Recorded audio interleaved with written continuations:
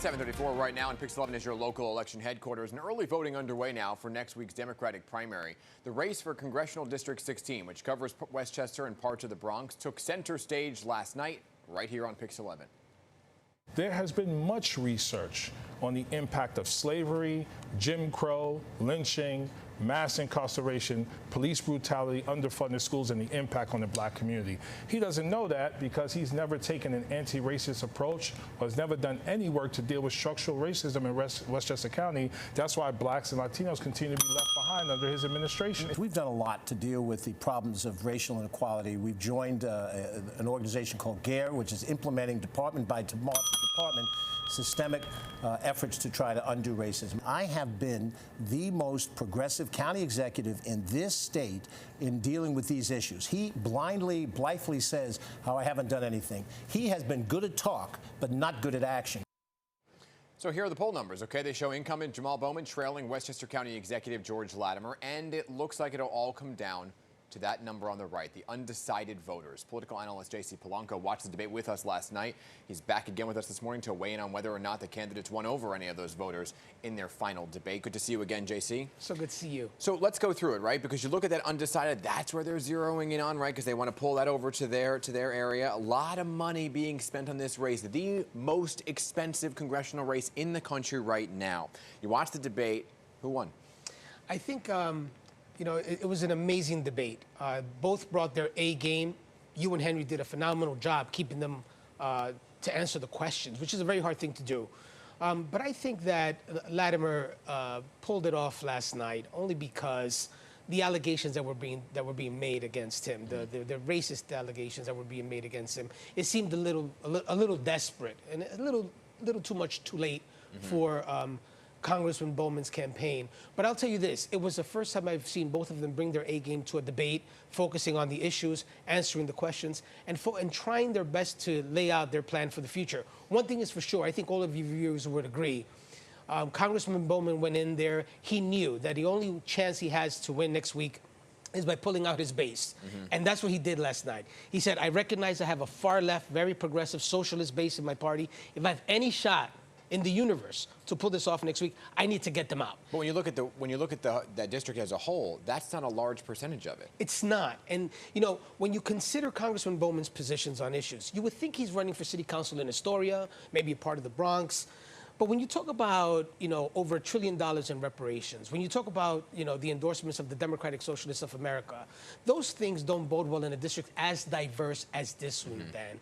Then in this district, you have, not only is it racially diverse, you have a majority of the district is black and brown, right? A plurality of the district is white, right? And wealthy. And wealthy. You have some of the wealthiest people on the planet and some of the poorest people on the planet. So you have quite a diverse district. So in order for you to win, it's very similar to a presidential election. It's a game of additions. How many groups can I add together to take me over the top? And it seems like Latimer has done that. If you take a look at the endorsements from former Congressman Mondaire Jones to every mayor of every city in Westchester County, to the former Secretary of State Hillary Clinton, it's been a game of additions for the county executive coming along. And when you take a look at Congressman Bowman, you look at his endorsements, I don't know whether or not, well, I'll tell you this, I don't think that an endorsement from the Democratic Socialists of America, who support wiping out Israel as it is, would bode well in a district with such a large Jewish population. Exactly. And I want to talk about the top issue for voters. We did that poll. Our top issue was economy and housing. So I want to play a clip of what they had to say about those top issues and get your reaction. We need to make housing a human right.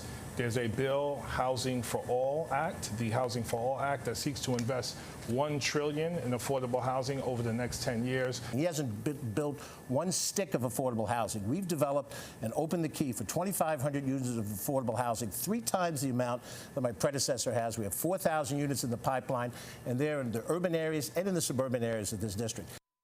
Did Latimer make a point there? I think he did. I think he did make a good point. You know, it's been an issue for Westchester as long as I've known Westchester. I mean, the issue of housing, affordable housing, not having a place to live in Westchester because of the enormous property taxes has always been an issue. And I think he had a very good point there. Again, when you listen to Congressman Bowman, he's full of passion, he's exciting, and I think that he would make an incredible councilman somewhere in the Bronx, somewhere in Queens.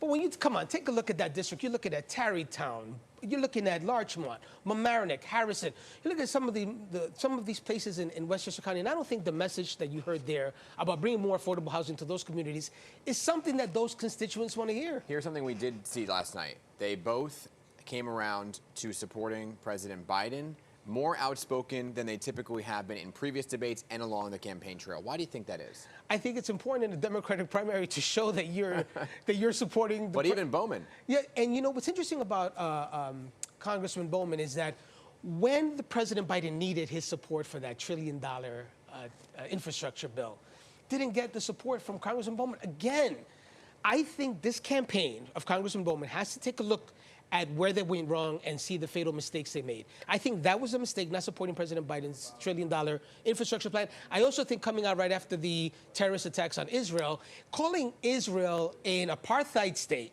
a colonial state. Which you did last night. Which it's just, I don't even know what's happening. I mean, like, are you running a campaign for Congress in Westchester? Or are you running somewhere else in the middle of Astoria? It doesn't make any sense to me. So do you think that the war in Gaza is going to come down to be the deciding factor in this race for that district in particular? I think it's an important part of that district, and I think his positions on Israel are going to really impact the results of this election on next week in this primary. There's no way around it. Could you imagine someone running for Congress to represent Harlem, and during the troubles that we had during the George Floyd murder, the congressman that represents Harlem say something along the lines of, "Hey, all lives matter. I think Black Lives Matter is out of control." Could you imagine that nonsense? That's what's happened here. And I think it's political malpractice for his consultants and for supporters to not rein him in last night and say, you cannot call Israel an apartheid state in this district. You can't take these positions. It's going to impact you. Right. Although, again, Dan, for purposes of full disclosure, this guy would make a fantastic councilman somewhere in the Bronx. There you go. J.C. Polanco, I'm sure we'll be talking to you next week when this race is decided. Great to have you here, and thanks for being part of the coverage both last night and this morning.